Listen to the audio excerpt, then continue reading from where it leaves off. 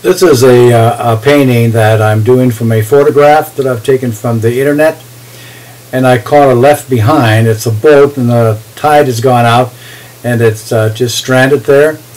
And there's a thing that I've always admired, and that is taking a black marker pen, that's a used black marker pen, permanent marker so it doesn't bleed, and start shading in on watercolor paper. I thought that was really quite daring, and that gives you sort of the dark areas that you want to establish in your painting, and also gets you to a start of a real a creative laissez-faire type of attitude when you start to do these paintings. Sometimes we want to make such graphic images, and actually we miss all that beautiful texture that one can achieve through a black marker or even through the watercolor paint on paper. So what I'm doing right now is blocking in where I think the dark should go. You notice they're not completely solid black. Excuse me. It's more of a shading, so that's why I said it's a used, almost dried up marker, and usually in the shading where I think the darkest darks would go, and trying to get that feeling of freedom from the picture. Well, that's what the picture looks like, and so we're going to start painting it. And I've been using these 5 brushes. Those 3 there are hawk brushes, and then the flat brushes. And I use a round brush too, but the flat brushes are mostly to put in real big color. This is dry paper. It's 140-pound cold press paper. I'm using a mixture of rose madder and also some ultramarine blue, and making my strokes fast. Just put them down and leave them. Don't try to make a perfect background. Of what I'm doing right now is just cutting them in and where I think they should go, and also in the value that I should go too. I'm going right through some of the boats, some of the boat that has the white on it, because they'll dry much lighter, and it won't be just pure color. And so I'm trying to look at this and saying, I want to be free, I want to be comfortable with it, and I just want to have fun. And so that's what I'm doing. I'm just having fun with the brush going both ways. It becomes almost like a wet into wet painting after the initial coat is put on. And prior to doing this, I've used Misket to block out the different whites that I wanted to have. And so right now I'm just putting down some purple. I think purple is a complementary color that will go with the yellow in there. And then a little bit, now the paper has been dried, and now I'm putting on some mixture of raw umber with a little bit of purple in it, and trying to see where my darks would be. And it's cut there, and then I want to bring it off over to the side a little bit, getting it to blend. Now I don't want to go all the way around that boat that's upside down, that's laying on the ground right there. I'll bring back another value in there. But you see, I'm mixing some of the warm colors within that brown manner with a little bit of purple with it, so that it's not just a strain. Almost looks like mud, except that when you push another color in it, then it changes it. And then looking for the different textures of light and dark and so forth. Now I'm going to strengthen that background color, and going across there, and then I'm going to put some red up in here, so that it can be a little different and as I come down. And also it's called a foil to go around that boat, and then I'll put in another shape of color, and I'm not too pleased the way that's looking, so I'm going to kind of blend them into one shape, and with the water, working around the boat and squinting, and then I think I'll blend that out so I don't have to look at it until I'm ready to get back to that side. And then putting more color on top of the color as it dries. And by doing this, you kind of glaze, and you kind of get that textural quality that a person would like to get in. And you know, you want to do it not in a real rush, but you want to look as if it was done spontaneously. And basically, if you do a little rush on it with the brush strokes and so forth, you get that feeling that the artist was really free with his brush.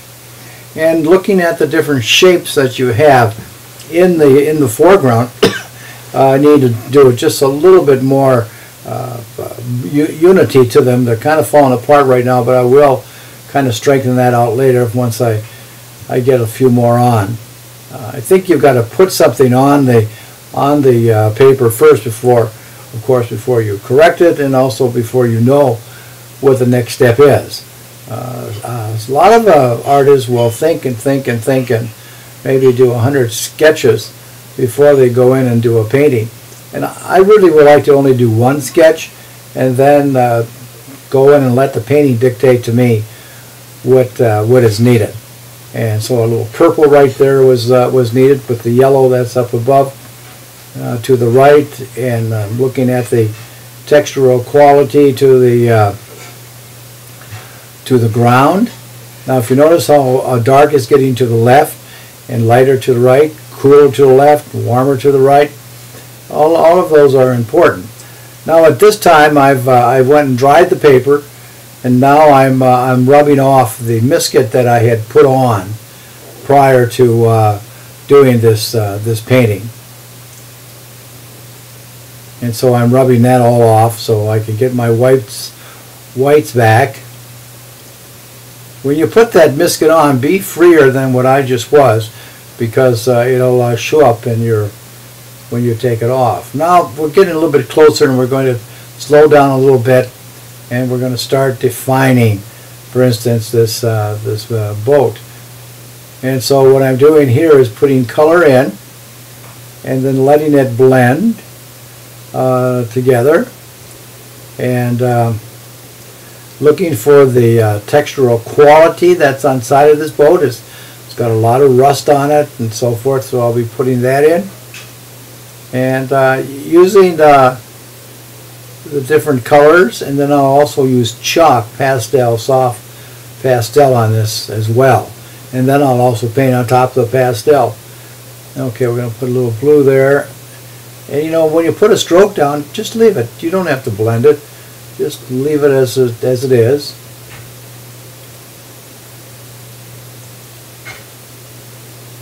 You're using a round brush now, and just the tip of it. I think that's a number 6 that I'm drawing with. That's almost like what I did with the marker, except I'm doing it now with a brush, trying to be as free as possible on there. And we'll put some red right here so I can get that shape right up and vertical instead of almost at an angle. And then we'll darken this a little bit more. And it's a building process. You got to put this in and then maybe take it out with a Kleenex and then do it again, or putting chalk on top. Anything goes that'll make your particular painting exciting. Now that's a nice stretch of red there, and it brings the red that's on the other side. It's mixing in with the cobalt blue that I put on the side. And now we got this boat laying here, and I think that should be subdued down, so our main star in this particular painting is the larger boat. And so I glazed over with cobalt blue. And now I'm putting some more strokes on top for the ground. So you can see the ground is a foil to put these strokes on. And I'm going to continue on with my boat here, and just putting some strokes on the shadow side, putting some lines that go across, And we've got the, I don't know what that is, but it's maybe a radar type of situation for the boaters. A little bit of red on that side. You know, this red makes you look at that boat and say, oh, wow. You know, and then I didn't want a tangent there, so I'm kind of blending it out so that by the tip of the boat. And just drawing and leaving it go and then put another stroke on top of it. You know, you can form these instead of painting the entire shape. The shape might take 3 or 4 strokes on top of each other. Now there's the rust that goes in, and I thought that turned out really kind of neat. And then putting some dark colors. Now the next thing to do is to apply your soft pastel. And I'm taking some of the rust strokes off. I'm laying the pastel on its side, and it's sort of a gray pastel that I'm applying. And then you can take your finger and rub it. Here I'm going to put in a warm pastel on this side, carry that through just a little bit on the shadow side. Remember now the paper is dry. I didn't show you that I dried it, but it is dry. And then putting a little bit of water on top of that pastel, you can kind of blend it in. And looking for that textural aesthetic quality of the side of that boat, so it's not just painted perfectly. And this red line here, I think, is going to add a lot of character to the boat. It's kind of a double line, thick and then a thin. Then there's an apparatus that goes on the back of the boat, and I thought that was kind of neat. I think that's to bring in the nets that they go and cast out. And I got a little white paint in with this particular color, and now I'm using just white paint to straighten out that roof on the boat. And then we're going to slop it down in this. And the word slop really basically is what I'm doing, trying to just look and see what happens if you put a stroke down and just leave it. Now I like it just a little bit darker where that boat is, and so it's not an upside down boat. It's on its belly, but it's got a kind of a curve to the top, and then the side there. And I put this dark ultramarine blue in there, and then using my my wet brush, I'm just going to swish it around. And we'll pick up some other things. Now there's a brilliant blue that goes underneath as a texture, a design to the to this little boat. And all of these dark colors, you know, if you mix with ultramarine blue and burnt umber or cerulean red and viridian green to get a real dark, those two. Now it shows here, now that I'm putting this on, that I'm doing it in wet paint. Well, that is not true. I'm not doing it in wet paint. Although you can, but it is dry paper that I'm putting this chalk on. And then I'm carrying it, so, you know, other places in the composition to do a little repetition of the same color. And then putting some highlights of different chalk colors and values. Okay, now that background, I've changed my mind of what I'm going to do for that background. And so I'm using my white chalk, and I'm going over that background just with the chalk up and down. And you get the texture of the paper, and we'll lose that too. And then I'm going to use the blue, and I'm going to go on top of it. Now this is on top of watercolor. Then what I want to do is I want to take my finger and start smoothing it out, but I don't think that's working very well, so I'm going to take Kleenex. And that works a lot better. Yeah, there we go.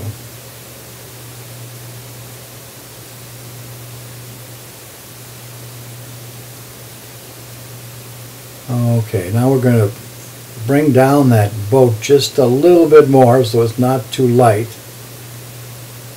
You know, I don't know, this is maybe the third layer that's going on that boat, and that's perfectly okay. It's a really different way of painting in watercolor, using a damp brush to pick up some of the highlights and also some white paint, just to put on against that gray background, and the highlights on top of the rigging with titanium white watercolor paint, right from the tube, by the way. No water is added to that. And just see where the highlights, where you would like them. We'll put a little bit of purple on top of that, so that takes that bow down. And now what I'm going to do is I'm going to try to form a sort of a building back in here,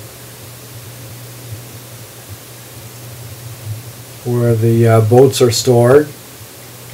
At least I think they're stored there. And looking at this now as one continuous shape, but not one continuous color. So I'm going to change now, and I'm going to put in some cobalt ultramarine blue and touch it here and there, and also the strokes are fast, deliberate, confident stroke, not timid strokes. That shows up in a lot of painting. Little dry brush effect over there, and we'll put a base on the building.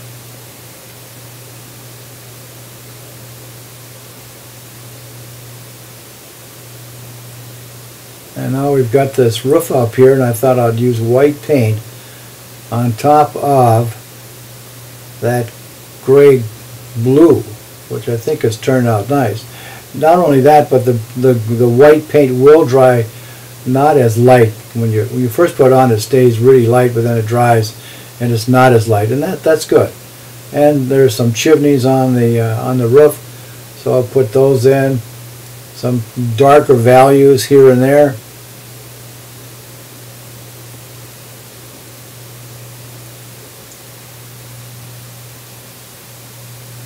Now we have another building, and this one, of course, is going to be with a green roof.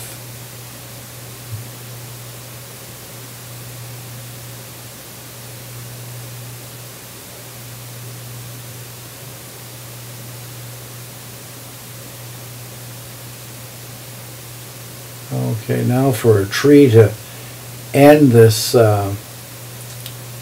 long shape on the top. So I got a tree there. I'll put a wall in front of that